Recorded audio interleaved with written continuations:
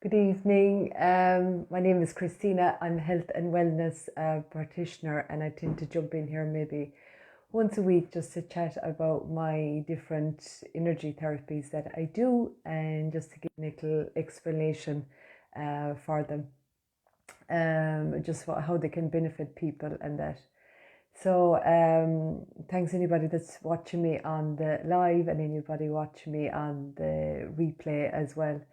You're welcome to ask me any questions if you like, or to private message me after if you'd like any to me answer any questions privately.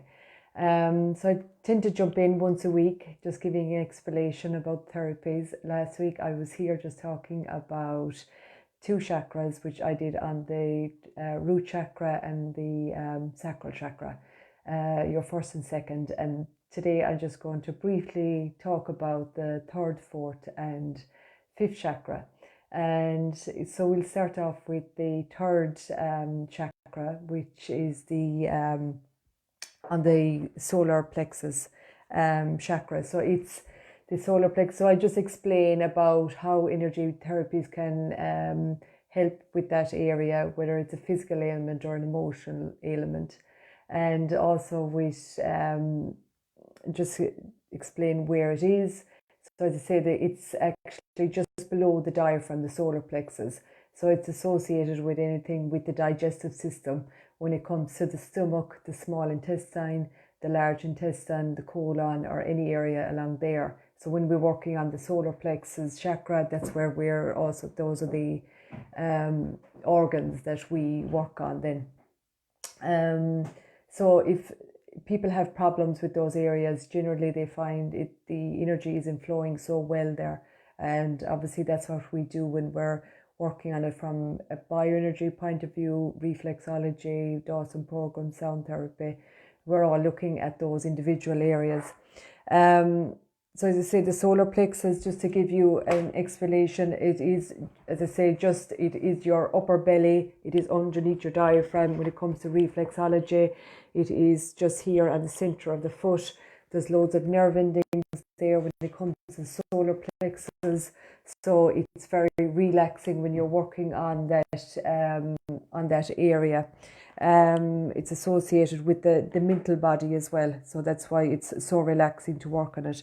It also associated with the organs of the kidneys and the adrenal glands. Any negative emotions, when somebody's feeling a blockage in these areas, any negative emotions they will feel will be lack of self-esteem, lack of confidence, find it difficult to make a decision. They feel their personal power has been taken away from them, I guess, really. Generally then when it is positive, they're very confident person. They've generally a good attitude. As I say, when it's negative, they may find it difficult to make a decision, and they may have maybe a lack of backbone, that they can't stand up for themselves or something like that. So obviously this is where bioenergy comes in and all the other therapies to help to free up that from an emotional point of view. The oils associated with this solar plex chakra will be your clary sage, your wild orange, your lang ylang, your patchouli, as well, and it generally kicks in at about 3 years of age. Before that, a child tends to be in their root chakra, so this is when they're just beginning to get to know themselves and feel their own personal power and getting to be able to express that as well. And generally, somebody that has blocked energy in their solar plexus can generally be lacking energy in general anyway. They'd be generally poor energy within themselves. And as I say, that is the third chakra, and that's your solar plexus, and that is the yellow one there is associated with yellow. So it's literally right bang in the center of the body. So then I'm going to talk about the heart chakra. The heart chakra is associated with the color green. It's located in the center of the chest. You also have the thymus gland there, so people that would suffer with poor immunity, so if they have a lot of infections or often just sick with little things and find it difficult to shake off things, generally this chakra can be out of balance.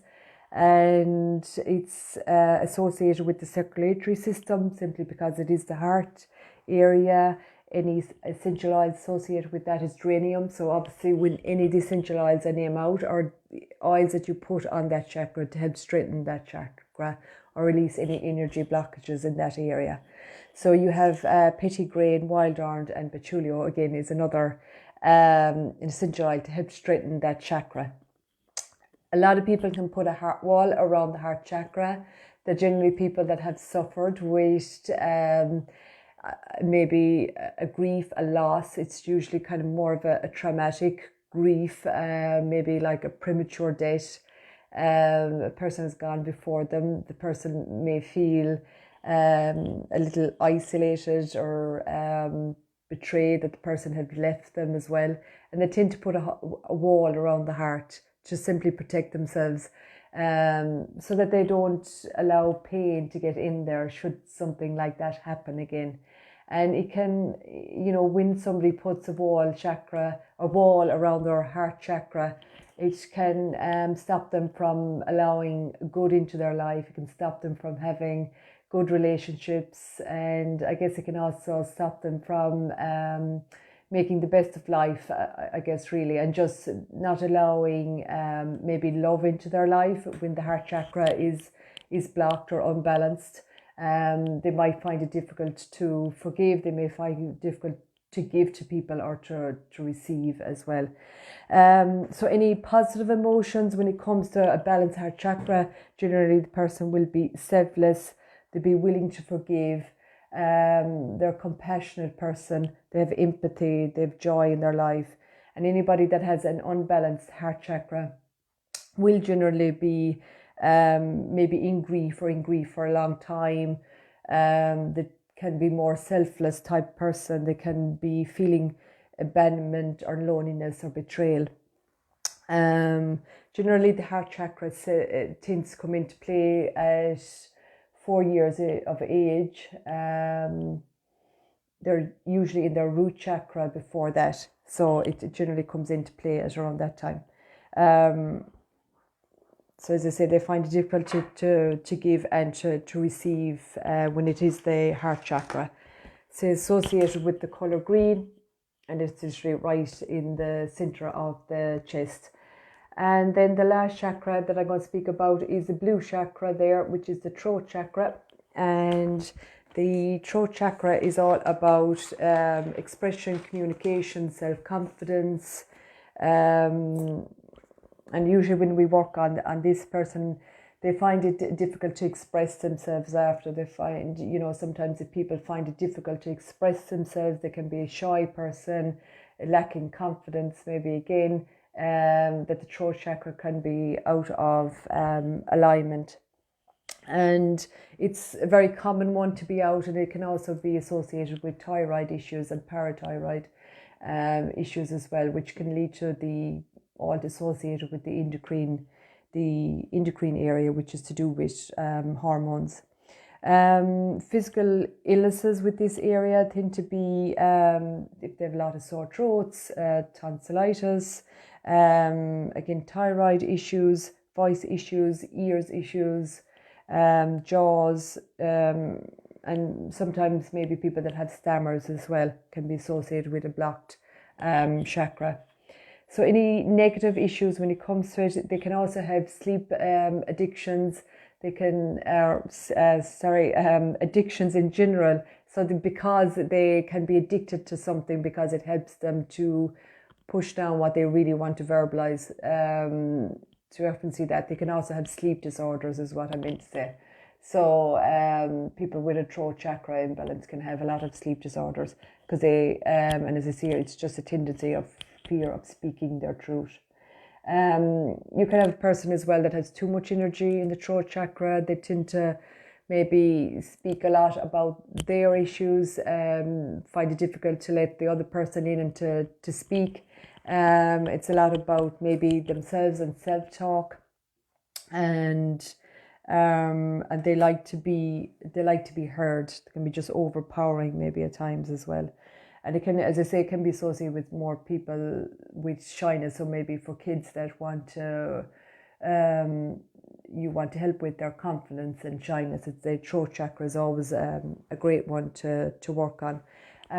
Essential oils associated to help to relieve this area would be spearmint, any of the mental, but spearmint in particular is very good for confidence in the throat chakra.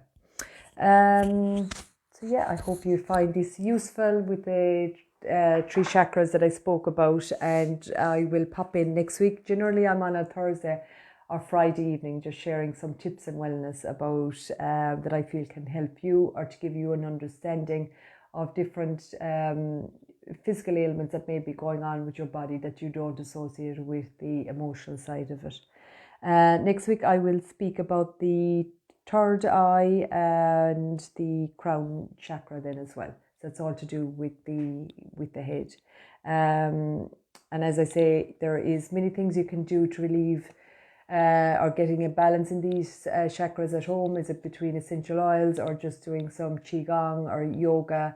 But obviously, if you feel there is more than, if there's a large blockage there, there's more 1 or 2 energy blockages, then it's good always to see an energy therapist to help to relieve these and work on them, as it can help people in many ways and can be very beneficial. As I say, please private message me if you have any questions or see how it can help you during this lockdown. So I hope you all have a good evening, and I will chat to you next week.